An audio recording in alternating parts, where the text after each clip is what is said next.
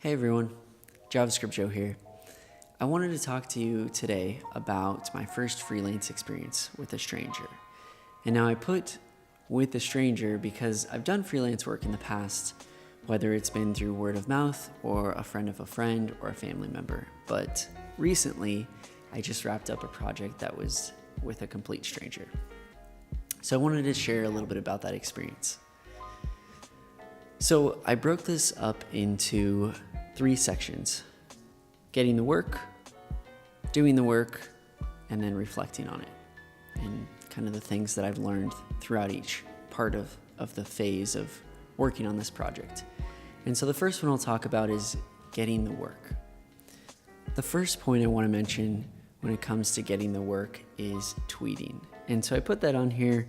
Maybe some of you are big on Twitter, maybe you're not, but I've found that tweeting about the things that you're learning, so the idea, learning in public, things like that, essentially you're telling the world, hey, I'm doing this thing, or I'm excited about this thing. And so in the past year, I've been tweeting a lot about Gatsby. And I think that's helped because people have asked me questions about Gatsby. I've gotten to share what I've learned. It's been a lot of fun. And so the next point is the Gatsby community. So essentially, someone had tweeted, hey, I need a Gatsby developer to work on this project. And Gatsby had retweeted it, and I follow Gatsby and a lot of people who work for Gatsby and are involved in the community. And so I found that project because of that retweet, because of being on Twitter. And so when I raised my hand and said, hey, I'm looking for freelance work, a lot of people liked that tweet because they knew I was excited about Gatsby and I had been involved and been learning. And so I think that helped me land that gig originally. And so then the last piece I have for this getting the work section is establishing a contract.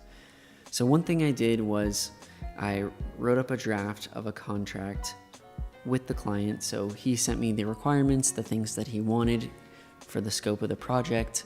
I wrote it up in Notion, and I added a few different things. This is how I'd like to be paid. This is how I'd like the development workflow to go. This is how long I think it'll take, things like that. So establishing expectations upfront, I believe, is really important. The next section I want to talk about is doing the work. So again, I've got 3 points here. The first one is communication. And I think we know this innately, that communication is super important, and that's how we've been able to advance as a society, as a civilization. But when it comes to freelancing, I realized that communication was super important. And so we established a certain, expectation up front of how we were going to communicate. So we were using a platform called Telegram, which is awesome. You should totally check it out. And so we were using that as a way to communicate rather than email or Twitter or something else. And so whenever I had a question with the client, I would send him a message on Telegram. If he wanted to make sure that something was working properly, he would send me a message. And so we had a really good flow between us as far as communication. And I think that's what helped it go smoothly. The next one is a little bit each day. So working on the project a little bit each day. So I work a 9-to-5 job, and I would come home and maybe solve one issue or work on one feature or one task related to the project. And so that was also super helpful because rather than trying to find Saturdays and Sundays where I had a 4-hour block to get a lot of work done, I was able to do a little bit each day and make progress faster, I would say. And so that was super helpful. The next one and the last one for this section is using a process. So one thing that I've learned at work is we have a very specific development process. And so, for example, let's say I'm building a new feature to create a sidebar component for a React app. So what I'll do is we'll have a task or an issue that says, hey, build sidebar component. And then what we'll do is we'll branch off of master. We'll name the branch after that feature issue. So if it's 63, feature -63/ and then a short title. And so we work that until it meets all of the requirements. And then when we're ready, we submit a PR to merge into master. And so I established a workflow with the client. And so luckily he's a developer as well. And so essentially what we would do is I would pick up a task, I would create a branch off of it, and then when I was done, I would submit a PR and ask for his review on GitHub. And so that was nice because then it showed him, hey, I'm working on it a little bit each day, or hey, I'm making good progress. And so it was a good way to measure the velocity of the project. And it also helped establish expectations. So I wasn't building stuff and then pushing them to master without him seeing. And so I think that made our work flow a lot better. The last section I want to talk about is reflecting in general. And so again, I've got 3 points here. As you can see, there's a little bit of a trend. The first one I want to talk about is project-based billing. And so project-based billing, I haven't done a lot of. This was also the first project where I did project-based billing, and this was something that the client had proposed, so luckily I didn't have to fight for it.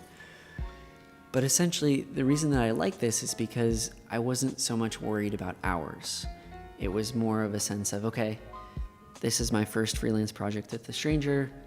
I don't know how long it's going to take.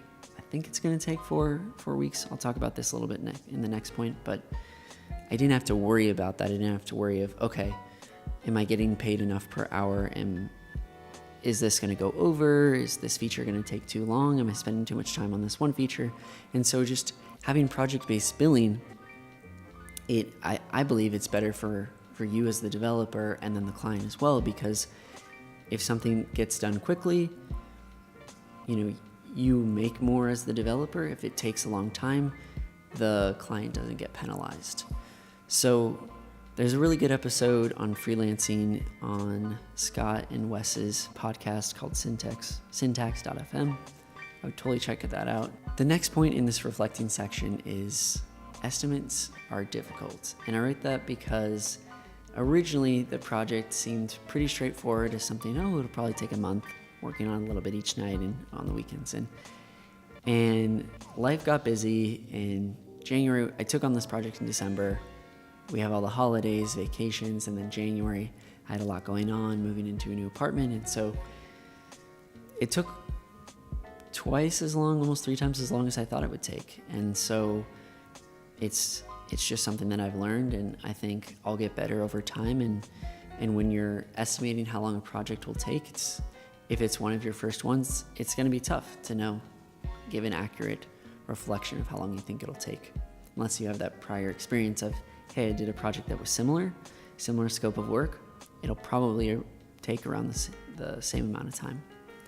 And then the last one is just kind of a fun one. So GitHub private repos, big fan of. That happened mid-project. Originally we were on GitLab, and when that happened, he was like, hey, how do you feel about switching to GitHub? I said, I love GitHub, let's do that. And so we did that, and it was cool just because all of my personal projects are on GitHub. I spend a lot of time in GitHub on a general basis. And so if you're working on a freelance project and you have say as to where your code is hosted, your version control lives, totally recommend GitHub private repos. It's great for freelance work. Thanks for watching. Hopefully this was insightful. I love learning and sharing it with you all, and so I hope that you gain something from this. Feel free to leave a comment below, and hopefully this gives you a little bit more insight into freelancing and what it's like working with strangers. And if you have any questions, feel free to reach out here on YouTube or hit me up on Twitter. I'm @JSJOIO. Love to hear from you. Thanks.